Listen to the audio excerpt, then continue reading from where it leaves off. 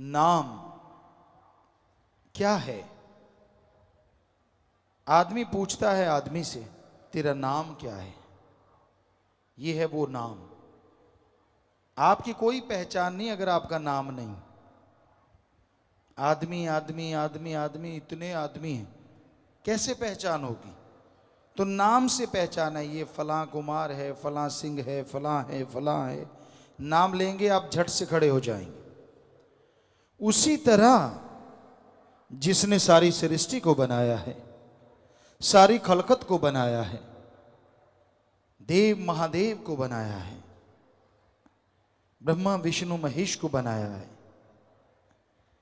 सारी सृष्टि को बनाया है और अपना नूर आत्मा देके सबको जिंदा कर दिखाया है, उसका भी कोई नाम है।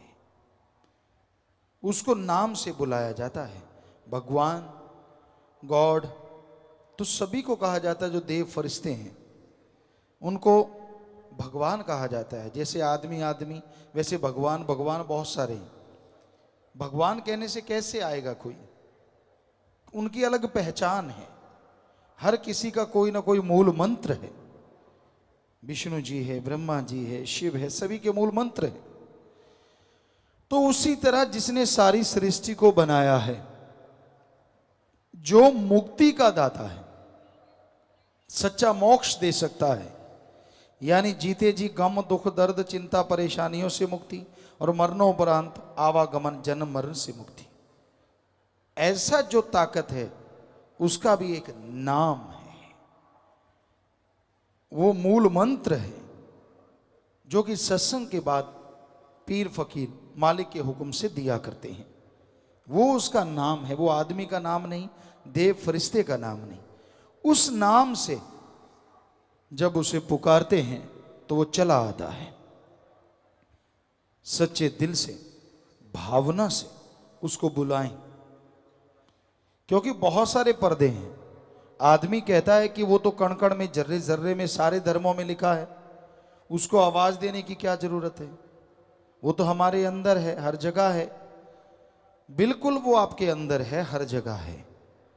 लेकिन आपकी आत्मा ऐसे पर्दों से जो सूक्ष्म है लेकिन बड़े जबरदस्त हैं, उनमें कैद होकर रह गई है। काम वासना, क्रोध, लोभ, मोह, अहंकार, मन, माया, ये 7 पर्दे ऐसे जबरदस्त हैं, या यूं कह लें 7 दीवारें हैं जिसमें आत्मा कैद हो गई। भगवान पास बैठा है लेकिन वो पर्दों की वजह से वो नजर नहीं आ रहा। आवाज देते हो, उन पर्दों से बाहर नहीं जाती। तो जब आप गुरु मंत्र, वो नाम ले लेंगे, उसको बाय नेम पुकारेंगे, तो ये पर्दे धीरे धीरे गिरते जाएंगे, टूटते जाएंगे। कई लोग कहते हैं मैं सच्चे दिल से उसका नाम पुकारा, फिर वो बोला क्यों नहीं? ऐसा नहीं। आपके वो 7 पर्दे टूटने में देर है, फिर तो आपको बस जरा सा पुकारने की जरूरत पड़ेगी, यानी सेकंड के 100वें हिस्से में वो सुन लेगा। इतना जबरदस्त है वो मालिक।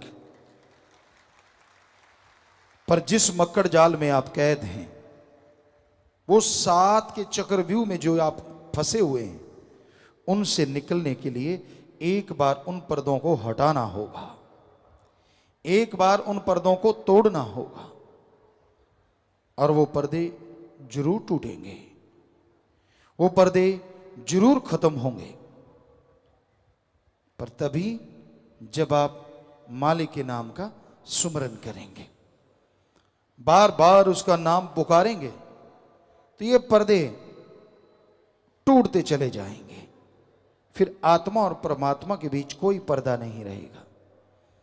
बेपर्द वो मौला, वो राम, सतगुरु, अल्लाह, वाहिगुरु नजर आएगा। पर जब तक पर्दा नहीं टूटता, सुमरन करना होगा। कैसे टूटेगा, कितनी देर में टूटेगा, ये तो आपकी भावना पे निर्भर है। सर्वोत्तम भावना, बैराग में तरीके से तड़प के पुकारोगे अगर, तो हो सकता है पर्दा कुछ मिनटों में टूट जाए। और अगर सुमरण कर लिया, फिर बुरे कर्म कर लिए, फिर सुमरण कर लिया, फिर ठगी बेईमानी भ्रष्टाचार बुरे कर्म करते रहे, तो पर्दे तो नहीं टूटेंगे लेकिन आत्मा कुछ हद तक आजाद रहेगी। बुरे कर्म छोड़ने से ये पर्दे टूटने शुरू होंगे, या दूसरे शब्दों में इन पे कंट्रोल आना शुरू होगा। मन दौड़ने से रुकेगा, काम वासना क्रोध लोभ मोह अहंकार से आप बच पाएंगे। तो इन पर्दों को हटाने के लिए जरूरी है आप सत्संग में आए और सत्संग में संत पीर फकीर जो मालिक का नाम बताते हैं उसका अभ्यास करें। धर्मों में यह लिखा है,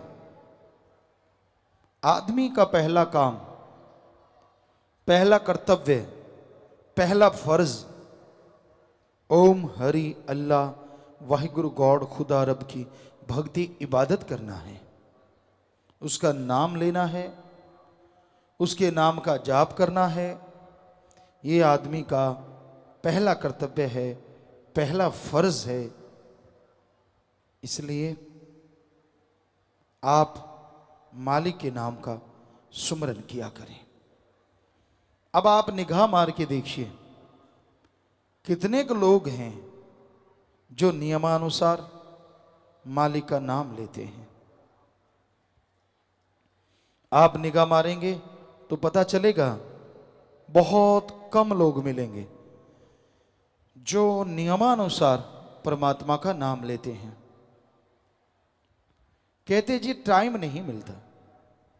आपके पास खाने का टाइम है, पीने का टाइम है, घर परिवार बनाने का टाइम है, धन दौलत जमीन जायदाद के लिए ठगी कैसे मारूं, बेईमानी कैसे करूं, रिश्वत कैसे लूं, दूसरे की जेब कैसे काटूं, दूसरे का सामान कैसे दबाऊं, दूसरे की मजबूरी का फायदा कैसे उठाऊं, किसी को ब्लैकमेल कैसे करूं, सारी प्लानिंग के लिए टाइम है। टाइम नहीं है तो ओम हरि अल्लाह वाहिगुरु का नाम लेने के लिए क्यों नहीं है टाइम? ये सब आपके बहाने हैं। टाइम है, ये आपका भ्रम है जो आपने बना रखा है, या यूं कहीं ये मन का जवाब है जो आपने तैयार कर रखा है। मेरे पास तो टाइम नहीं है। सब झूठ, 100% झूठ। सबके पास टाइम है। भगवान का नाम कोई रस्साकसी तो है नहीं जिसके लिए प्रैक्टिस करनी पड़ेगी। भगवान का नाम तो कोई गेम तो है नहीं जिसके लिए पहले अभ्यास करना पड़ेगा। सीधा नाम लिया और जुबान से शुरू हो गए, बस। ना प्रैक्टिस की जरूरत है, ना कोई पहले शरीर बनाने की जरूरत है, ना घर परिवार छोड़ने की जरूरत है। आप जीभा से, ख्यालों से मालिक का नाम ले सकते हैं। फिर टाइम का क्या चक्कर है? सफर कर रहे हैं, गाड़ी में बैठे हैं, गाड़ी चलती जाएगी और जीभा राम के नाम में लगी रहे। हाथ कारवल और ध्यान रब यारवल, आसान सा काम है। आप काम धंधा हाथों से पैरों से करते रहिए और जीभा से ख्यालों से मालिक का नाम लेते रहिए, कोई दिक्कत ही नहीं है। तो भाई उस प्रभु के नाम से सब डरते हैं। हम जब छोटे होते थे, कोई काग आके बैठ जाता था, कौआ, तो उसको परिवार वाले या जो भी भाई लोग होते थे तीर तीर तीर करते और वो भाग जाता था। तो राम नाम से तो लोग ऐसे डरते हैं जैसे तीर से कौआ डरता है। पता नहीं चक्कर क्या है, राम नाम वालों से इतनी क्यों जलन है, क्यों दर्द है?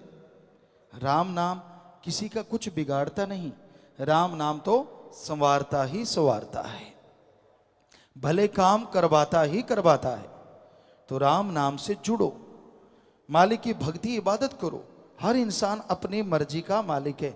पशु को सांकल डाल के खूंटे पे बांधा जा सकता है, अरे कोई आदमी को मजबूर कर दे, ये कैसे संभव हो सकता है? हाँ, जानवरों को मजबूर किया जाता है, उनको संकल बांध लिया, रासा बांध लिया, कुछ भी कर दो। तो ये बड़ी अजीबोगरीब बातें इस संसार में हो रही हैं। लेकिन मालिक के प्यारों के, वो कहते हैं ना, सोना जब आग में से गुजरता है तो उसकी मैल जलती है, वो नहीं जलता, वो और सुनहरी हो जाता है।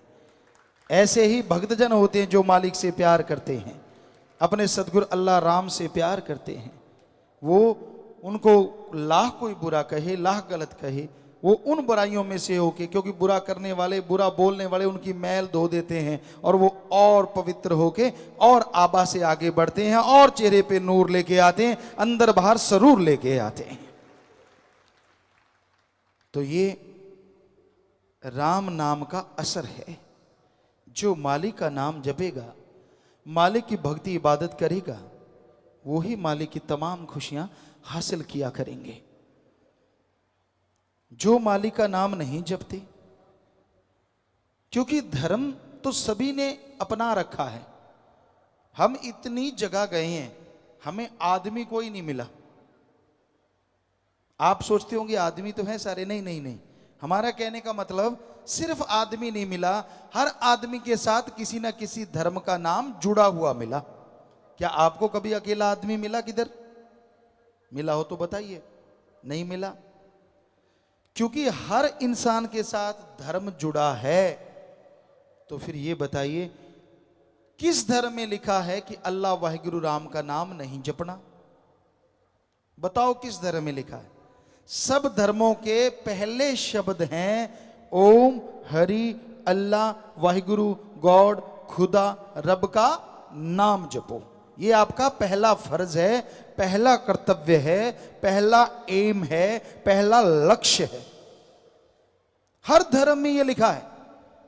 और फिर भी जो मालिक का नाम नहीं जपते, कहते हैं जी हम धर्म को मानते हैं, हमारा फलां धर्म है। कैसे माने कि उनका वो धर्म है? वो तो सिर्फ दिखावा कर रहे हैं। अगर वाकई में आप धर्म से जुड़े हैं तो धर्म पे अमल करना भी सीखिए, धर्म को मान के देखिए। अगर धर्म को मानोगे, जो धर्म में लिखा है आपको ना मिले तो हम आपको गारंटी देते हैं, धर्मों में जो लिखा सही लिखा है, सब मिलेगा। पर धर्मों पे अमल करने से, सिर्फ बातें करने से, दिखावा करने से कुछ हासिल होने वाला नहीं है। जैसे एक बाप है और उसके दो बेटे हैं, उदाहरण के तौर पे बाप कहता है, लेटा हुआ है, एक बेटा उसके पास है और वो बेटा हाथ जोड़े खड़ा है। क्या कहता है? बड़ा श्रद्धा, बड़ी भावना, हे पिताजी मैं आपसे बहुत प्यार करता हूं, हे पापा, हे बापू मैं आपसे बहुत मोहब्बत करता हूं। बाप कहता है ठीक है पानी पिला। वो बच्चा हिलता नहीं, नहीं पिताजी मैं तो आपसे बहुत प्यार करता हूं, मैं आपके बिना जिंदा नहीं रह सकता। बाप कहता अरे पानी चाहिए, नहीं हिलता। पिताजी मैं तो बहुत प्यार करता हूं, मैं तो आपसे बहुत मोहब्बत करता हूं, आपके बिना जी नहीं सकता। बाप फिर चिल्लाता है मुझे पानी चाहिए। दूसरा बेटा बाहर गया होता है, उसको वहां आवाज सुनती है, वो दौड़ा चला आता हांफता हुआ, पानी का गिलास भरता है, अपने बाप को देता है, पांव के हाथ लगाता है, चला जाता है। अब आप बताइए, आप बाप हैं, दोनों में से आपको किस पे ज्यादा प्यार आया? उस पे जो हाथ जोड़ के श्रद्धा से कह रहा है आप मेरे बड़े प्यारे हो, मैं आपके बिना जी नहीं सकता, या उस पे जिसने दूर से आपकी आवाज सुनी और आपको पानी पिलाया, पांव के हाथ लगाए, चला गया, बोला कुछ भी नहीं? तो सीधी बात है उस पे जिसने पानी पिलाया। तो ऐसे हैं धर्म। धर्म को लोग, आप धर्म तो धर्म है जी, वाह जी वाह, माथा टेक लिया, सिर झुका दिए, कपड़े पहन लिए। ये है वो बेटा जो पास खड़ा कहता है मैं तेरे से बहुत प्यार करता हूं, मैं तेरे पे आशिक हूं, मैं तेरा फला हूं। अब एक बेटा ये सब अड़ंग बड़ंग नहीं करता, लेकिन धर्म की बात सुनी और सुन के अमल करना शुरू कर देता है।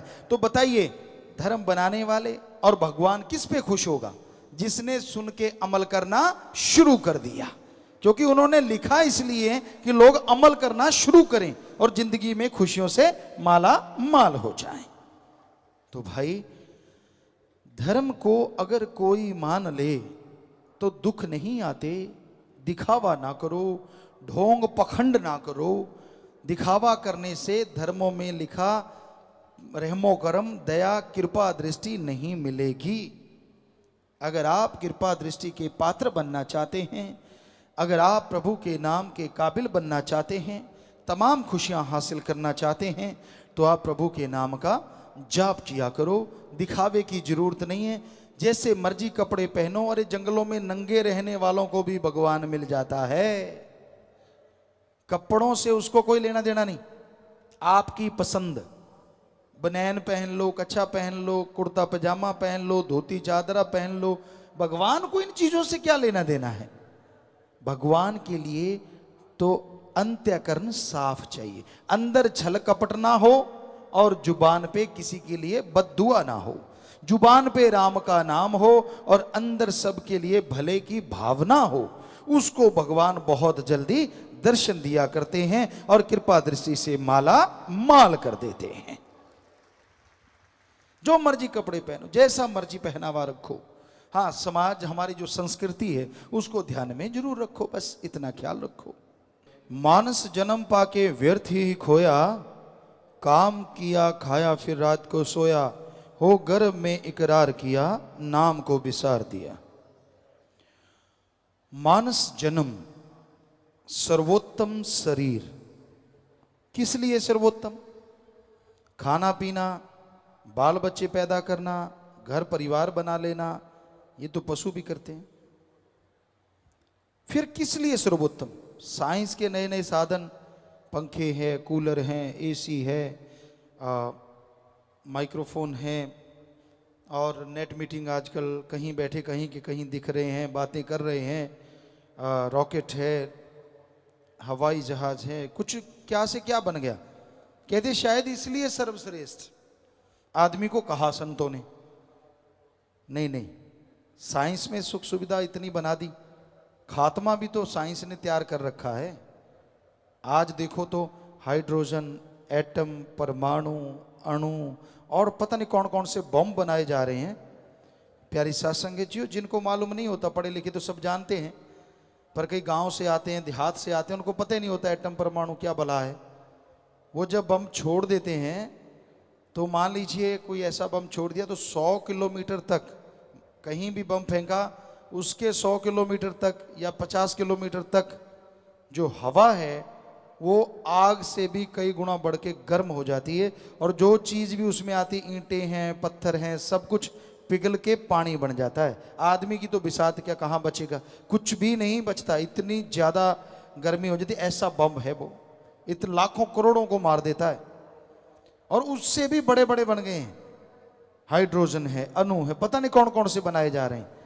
तो क्या इसलिए संतों ने कहा कि भाई तू साइंस में ऐसा कुछ करेगा, तू सर्वश्रेष्ठ है? नहीं नहीं, सिर्फ एक ही कारण है। ऐसा तो पशु आगे हैं अगर ऐसा देखा जाए। कारण वो ये है कि आदमी के शरीर में रह के जीवात्मा प्रभु अल्लाह वाहिगुरु राम का नाम लेके मालिक को पा सकती है। इस मृत्यु लोक में भगवान को पाया जा सकता है, भगवान के दर्शन हो सकते हैं, तो वो सिर्फ और सिर्फ मनुष्य को, पशु पक्षी परिंदे ऐसा नहीं कर सकते। ये ऐसी बड़ी बात है जो इसके बराबर और कोई बात दुनिया में हो ही नहीं सकती कि कलयुग में मृत्यु लोक में भगवान के दर्शन हो जाएं और मोक्ष मुक्ति मिल जाए। ये सिर्फ और सिर्फ मनुष्य कर सकता है, पशु पक्षी परिंदे घास फूस पेड़ पौधे कोई नहीं कर सकता। इसलिए संतों ने मनुष्य को सर्वश्रेष्ठ बताया हर धर्म में। अब आप देख लीजिए, एक तरफ तो धर्म का नाम है और दूसरी तरफ क्या आप ये काम करते हैं? क्या वाकई आप ये बात बताते हैं, सुमरण करते हैं, भक्ति करते हैं, इबादत करते हैं, राम का नाम जपते हैं? अगर नहीं तो आप सर्वश्रेष्ठ कहलवाने के हकदार कैसे हो गए? क्योंकि पशुओं के तो जीते जी मलमूत्र गोबर के काम आ जाती है, मरने के बाद हड्डियां चमड़ा सब काम में आ जाता है। आपका तो जीते जी ये सामान संभालने में ही लोगों को फिक्र लगा हुआ है कि आदमी का मलमूत्र कहाँ संभालेंगे, इतना बढ़ता जा रहा है। और मरने के बाद अलग से टैक्स लगता है, लकड़ियों का खर्चा अलग से है, बिजली का खर्चा अलग से है। ये तो सत्संगी हैं मालिक के प्यारे, जो जीते जी भी काम आते हैं, जीते जी भी। किसी की जान बचाने में अपनी जान कुर्बान करने को तैयार हो जाते हैं, जीते जी गुर्दा देने के लिए तैयार बैठे हैं। और मरने के बाद पशु नहीं कर सकते, वो कर दिखाते हैं सत्संगी। अपनी आंखें दान करते हैं, अपना शरीर दान करते हैं, जिससे पूरी मानवता का भला होता है। ये है धर्मानुसार। बल्कि उनसे भी 2 कदम आगे बढ़ के, ये किसी ने सोचा ही नहीं था कि ऐसा भी मनुष्य शरीर का काम आ सकता है, या ऐसे भी मरने के बाद ये काम देगा। तो है ना कमाल। तो ये इस तरह से आप चलिए रूहानियत इंसानियत के रास्ते पे, तो आप वो खुशियां हासिल करेंगे, आपके परिवारजन वो खुशियां हासिल करेंगे जिसकी कभी कल्पना भी नहीं की होगी। माया ने जाल में है लिया फसाए, साथ न जाए पड़ी यहां रह जाए, वो झूठा है व्यापार किया। माया क्या नहीं करवा देती।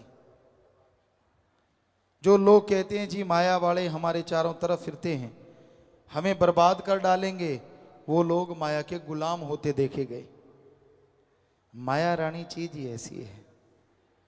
ऐसे थोड़ा सी झलक दिखा दो, बात करते करते लोग कह देते हैं रुको जी हम थोड़ी देर के बाद आएंगे। माया रानी चीज ही ऐसी है कि कहीं कुछ गलती ना निकाल दे, अच्छा पैसा लिया है सारा डूब ही ना जाए। तो ये है आज माया का काम। ये झूठ को बढ़ा चढ़ा के पेश करती है माया रानी, और सच को दबा देती है। लेकिन सूरज बादलों के दबाने से कभी दबा नहीं करते। राम नाम, अल्लाह मालिक का नाम माया के फंदों को पल में बिखेर देता है। ये माया के फंदों का गुलाम नहीं बनता। राम नाम में इतनी शक्ति है, राम नाम में इतनी ताकत है। तो राम नाम के रास्ते पे जो चला करते हैं, मालिक से जो सच्चा प्यार इश्क किया करते हैं, अरे उनके बंद बंद कट जाया करते हैं, पर जुबान से उफ तक नहीं आया करती। ऐसा इतिहास बता चुका है। और जो माया के गुलाम होते हैं, जिंदगी भर ठोकर खाते हैं, चंद नोटों के लिए वो अपना जमीर बेच देते हैं। दुनिया थू थू करती है और आगे दरगाह में नरक दोजख में उनको जलना पड़ता है। तो माया का जाल सुनहरी है। माया के सब्ज बाग बहुत है, बड़े सब्ज बाग दिखाए जाते हैं माया से। तो ठगी मारेगा, क्या मिलता है तनख्वाह से, बता कितना कमा लेता है। सीधी बात यहां से शुरू होती है, कितनी तनख्वाह है तेरी? 10,000 महीना, 15,000 महीना, 20,000 महीना। हम 10 लाख देंगे, हम 20 लाख देंगे, हम 30 लाख देंगे, हम करोड़ों देंगे। आदमी हिल जाता है। कैलकुलेट करते हैं पढ़े लिखे, यार साल का 10,000 से देखें तो 1,20,000 ही बनता है, और जो बैठे बिठाए 50 लाख दे रहा है। हाल हर्ज क्या है? यही तो आप भूल रहे हैं। माया होई नागणी जगत रही ढहकाए, भरमार है लोगों को। जमीर दीन ईमान डोल रहा है लोगों को। माया होई नागणी जगत रही ढहकाए, जो इसकी सेवा करे उसको ही ये खाए। कबीर जी के ये दोहा है कि ये माया के जो गुलाम हैं, जो माया के पीछे अपना दीन ईमान धर्म बेच देते हैं, ये माया ही उन्हें तड़फाती रहती है, चैन की नींद कभी लेने नहीं देती। आती बड़ी सुंदर लगती है। आपको बताया ना, कैलकुलेट करते हैं यार 10,000 महीने का मिलेगा 1,20,000, क्या मिला? और कहाँ बैठे बिठाए 20 लाख, 30 लाख, 50 लाख, इतने बड़े बड़े सब्ज बाग दिखाए जाते हैं। तू विदेशों में उड़ना जी, तू फलां जगह उड़ना जी, तू फलां करना जी, तू फलां करना जी। ये नहीं पता भाई, पाप जुल्म का कुछ भी कमाओगे, तिल तिल पड़ेगा भरना जी, तिल तिल पड़ेगा भरना जी। चाहे यहां रहो चाहे कहीं भी जाओ, लेख जाणगे नाले ना जा बरमे नु। ओ कर्मों का लेखा जोखा तो हर समय हर जगह हर जीव को भोगना पड़ता है।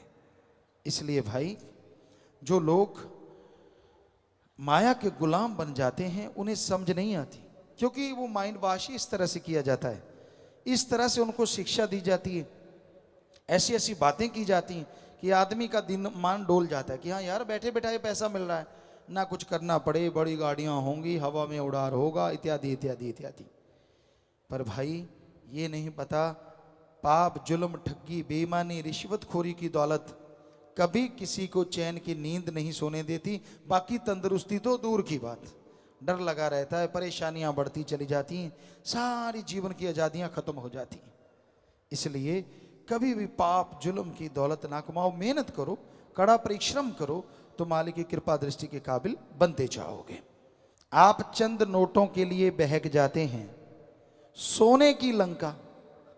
आज किसी के मकान है क्या गोल्ड का? नहीं है। बनाने की हिम्मत है लोगों में, इतना पैसा होगा लोगों के पास, काला धन जिसे कहते हैं, लेकिन बनाते नहीं, चक्कर पड़ जाएगा। तो उसके पास तो उसकी सारी नगरी सोने की थी। आज फन्ने खां से फन्ने खां भी सोने के कमरे में नहीं सो सकता, उस रावण के नौकर भी सोने के कमरों में सोया करते थे। कितना था धन, कितनी थी दौलत, लेकिन उसने बुराई का साथ दिया। सीता जी को उठाया तो सब कुछ, 1 लख पूत 1.25 लाख नाती, 13 वन घर दिया न बाती। सब कुछ तबाह बर्बाद हो गया, सब कुछ नाश हो गया। तो इसलिए भाई किसी के चक्कर में ना पड़ो, दौलत के चक्कर में ना पड़ो, ठगी बेईमानी रिश्वतखोरी ना करो, ये बर्बाद कर देगी और कभी चैन की सांस नहीं लेने देगी। भजन के आखिर में आया जी, बनकर आया यहां सच का व्यापारी, विषय रूपी जुए में पूंजी सब हारी, हो सच्चा ना व्यापार किया, स्वासा धन सब छार किया। व्यापारी बन के आया यहां वंज व्यापार के लिए, और साथ में जो दौलत लेके आया वो कीमती श्वास।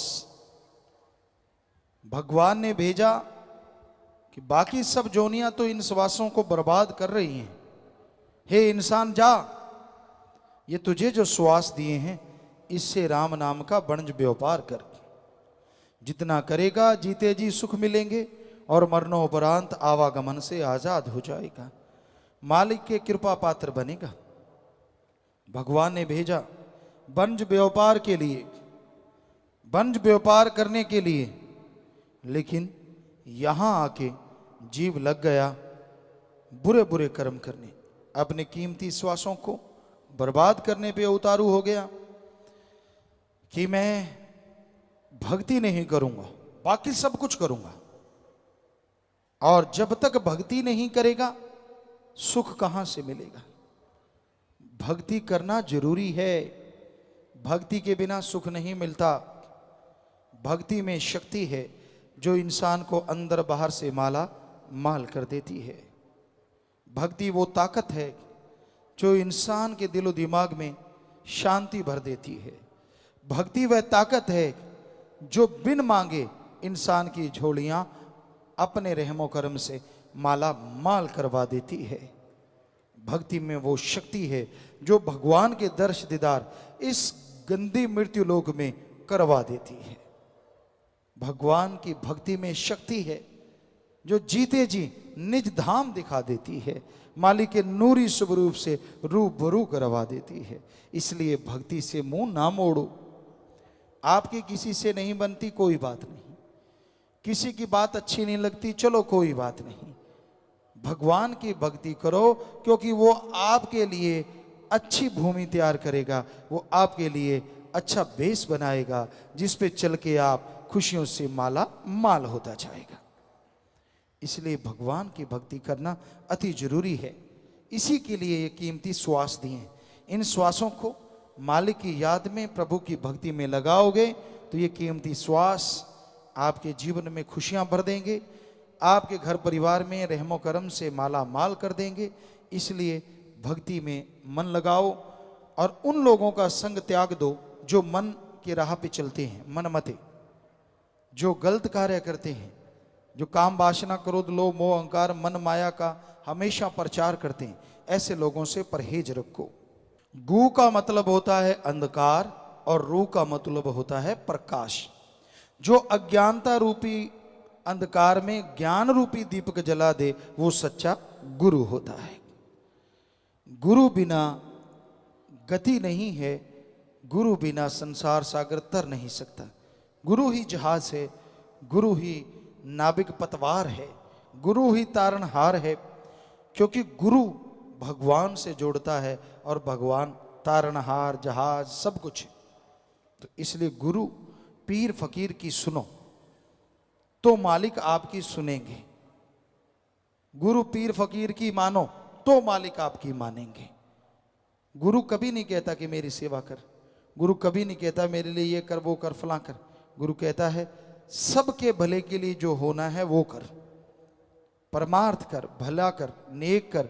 और जो सुन के मान लेते हैं यकीनन मालिक उनका भला करते हैं, यकीनन मालिक उन्हें कोई कमी नहीं छोड़ते। तो गुरु के बिना संसार में कोई ऐसा पवित्र ग्रंथ नहीं, कोई आम ग्रंथ नहीं जो लिखा गया हो। टीचर, मास्टर, उस्ताद, गुरु ही पवित्र ग्रंथों को लिखने वाले। साइंस में भी वो गुरु उस्ताद जिन्होंने अच्छे अच्छे ग्रंथ लिखे, जिनको पढ़ के विद्यार्थी आगे तरक्की करते हैं, डॉक्टर बनते हैं, इंजीनियर बनते हैं या कुछ भी ऑफिसर बनते हैं, उनको भी लिखने वाले गुरु हैं। कोई भी आज तक ऐसा पवित्र ग्रंथ नहीं है जो सीधा आसमान से भगवान ने दिया, लो आदमी तू पकड़ ले और ये तेरा है। भगवान ने भी अगर अपने शब्द लिखवाए तो वो गुरु के द्वारा आदमी के जरिए ही लिखवाए हैं। कोई भी ऐसा हो तो हमें बताएं, हम चैलेंज करते हैं, ऐसा कोई भी नहीं। तो हर धर्म में लिखा है गुरु की जरूरत थी, है और हमेशा रहेगी, उसके बिना पार उतारा नहीं होता। तो यही बेपरवाजी सच्चे मुर्शिद कामिल ने फरमाया, कहें शास्त्र नाम जी सुन अमल कमाले, जप कर नाम पीछा काल से छुड़ा ले। तेरे को जो भी बीमारियां हैं तन की, मन की, इनका मुकम्मल इलाज प्रभु के नाम से संभव है। यहाँ डॉक्टर जवाब दे देते हैं राम नाम वहाँ पल में बीमारों को तंदुरुस्त कर देता है। पर यह है आपकी भावना, आपकी श्रद्धा। सच्ची श्रद्धा से, सच्ची भावना से अगर मालिक का नाम जपोगे तो यकीनन आपकी परेशानियां, बीमारियां दूर होती चली जाएंगी।